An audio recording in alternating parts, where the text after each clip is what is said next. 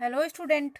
मैं कोमल सिंह आप सबका अपने YouTube channel political science net crackers and winners में बहुत बहुत स्वागत करती हूँ। आशा करती हूँ आप सब बहुत अच्छे होंगे। स्टूडेंट, आज का जो हमारा लेक्चर वीडियो है, आज के लेक्चर वीडियो में हम कार्ल मार्क्स के राज्य संबंधी विचारों के विषय में बात करेंगे और जानेंगे कि राज्य को लेकर कार्ल मार्क्स के कैसे विचार थे। ठीक है स्टूडेंट, और ये कार्ल मार्क्स पर हमारा पार्ट 10 होगा स्टूडेंट। ठीक है स्टूडेंट, तो चलिए आज का लेक्चर वीडियो स्टार्ट करते हैं और जानते हैं कार्ल मार्क्स के राज्य को लेकर क्या विचार थे। स्टूडेंट, कार्ल मार्क्स राज्य को शोषण का एक यंत्र मानते थे।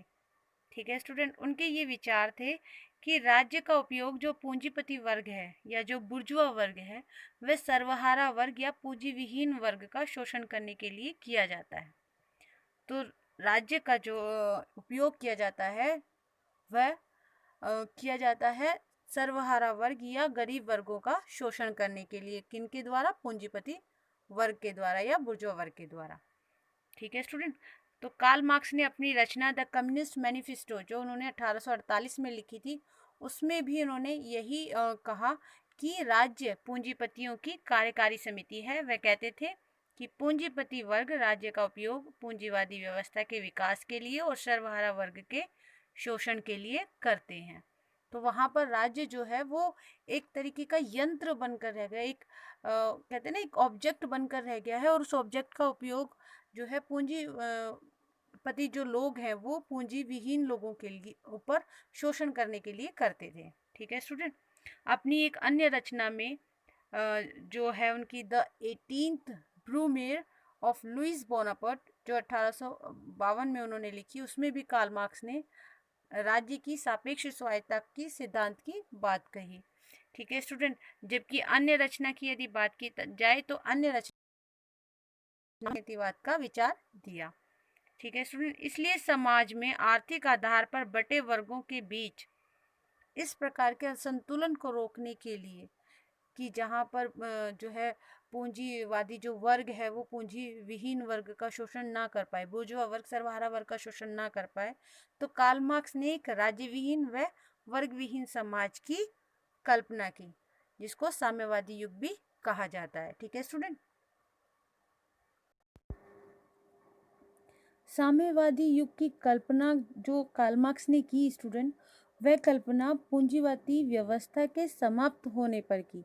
कि उन्होंने कहा कि पूंजीवादी जो व्यवस्था है जब समाप्त हो जाएगी तब साम्यवादी युग का जो है उदय होगा, जिसमें किसी प्रकार का कोई भेदभाव नहीं होगा, जो समाज का सर्वोच्च स्तर होगा और इतिहास की सर्वोच्च अवस्था होगी। ठीक है स्टूडेंट, तो इतिहास की सर्वोच्च अवस्था उन्होंने किसको माना? साम्यवादी व्यवस्था को माना, जहाँ पर किसी भी प्रकार का कोई भेदभाव नहीं होगा, क्योंकि वहाँ पर कोई राज्य नहीं होगा, कोई वर्ग नहीं होगा, कोई ऊंच नीच नहीं होगी, सभी को एक तरीके से समान अधिकार प्राप्त होंगे। ठीक है स्टूडेंट, अपनी इसी साम्यवादी युग की उन्होंने कुछ विशेषताएं समाज के सामने प्रस्तुत की।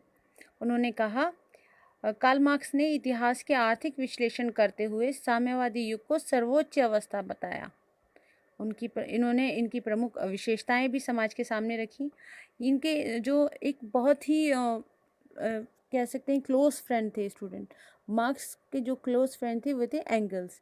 एंगल्स ने साम्यवादी व्यवस्था के विषय में बताया कि साम्यवादी व्यवस्था कैसी होगी। तो उन्होंने कहा कि हसिया व हथौड़े की भांति राज्य जो है अजायब घर में चला जाएगा, यानी राज्य का एक तरीके से पूर्णतः विनाश हो जाएगा, वो राज्य रहेगा ही नहीं। ऐसी अवस्था में, साम्यवादी युग की अवस्था में राज्य का कोई अस्तित्व नहीं रहेगा, वह एक हसिया वह हथौड़े की भांति राज्य अजायब घर में चला जाएगा। ठीक है स्टूडेंट, दूसरे बात में एंगल्स ने कहा कि राज्य जो है वो पूर्ण रूप से विलुप्त हो जाएगा, यानी समाप्त हो जाएगा, उसकी कोई आवश्यकता ही नहीं है, तो वो पूर्ण रूप से समाप्त हो जाएगा। वही मार्क्स कहते हैं कि एक राज्य विहीन वर्ग विहीन अवस्था ही साम्यवादी अवस्था है, जिसमें व्यक्ति अपनी क्षमता के अनुसार कार्य करेगा और उन्हें अपनी आवश्यकता अनुसार सभी वस्तुएं प्राप्त होंगी जो उनके ज़रूरत के लिए हैं। मार्क्स के अनुसार साम्यवादी अवस्था में कोई व्यक्ति सुबह मछली मार सकता है और शाम को इंजीनियर की भूमिका भी में कार्य कर सकता है, क्योंकि साम्यवादी अवस्था में किसी भी प्रकार का श्रम विभाजन नहीं होगा, श्रम विभाजन समाप्त हो जाएगा। इसी श्रम विभाजन के चलते क्या हो रहा था, वर्ग संघर्ष हो रहा था।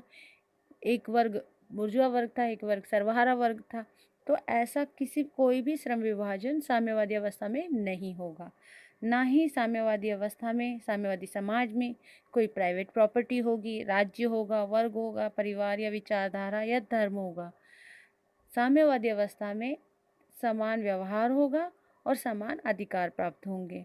जो जैसा कार्य करना चाहेगा वो वैसा कार्य कर सकेगा, और जो जितना कार्य करेगा उसको उसका पूर्ण मूल्य मिलेगा। यानी कि जो अतिरिक्त मूल्य, जो यहाँ पर अतिरिक्त मूल्य का जो सिद्धांत चल रहा था, वर्ग जो एक तरीके से आप कह सकते हो कि वर्ग संघर्ष का जो मूल कारण बना हुआ था, वह भी यहाँ पर पूर्णतः समाप्त हो जाएगा। क्योंकि जो जितना कार्य करेगा, जितना समय देगा अपने कार्य को, उतना ही उसको वेतन मिलेगा।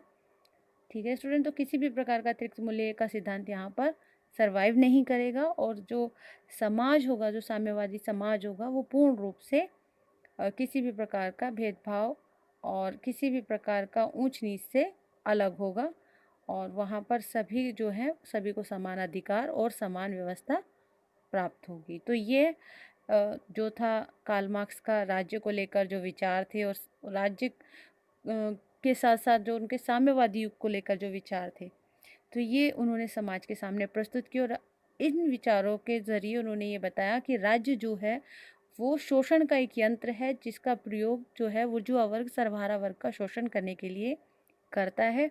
और सर्वहारा वर्ग को यदि इस शोषण के खिलाफ अगर लड़ना है या फिर क्रांति लानी है, तो ज़रूरी है कि राज्य का जो है पूर्ण रूप से लोप हो जाए या पूर्ण रूप से समाप्त हो जाए, क्योंकि राज्य ही एक ऐसा यंत्र है जो उनका शोषण करने में बुर्जुआ वर्ग के कार्य काम आ रहा है। ठीक है स्टूडेंट, तो इसलिए कार्ल मार्क्स की ये कल्पना थी कि एक ऐसी क्रांति होगी जहां सर्वहारा वर्ग जो है पूंजीपति वर्ग का समूल विनाश कर देगा, और एक ऐसी व्यवस्था, एक साम्यवादी, एक वर्ग विहीन, राज्य विहीन ऐसी अवस्था आएगी जहां हर किसी को समान अधिकार होगा और उसको समान आवश्यकता अनुसार ही उसको चीज़ें प्राप्त होंगी। ऐसा नहीं होगा कि कोई उनका शोषण कर पाए।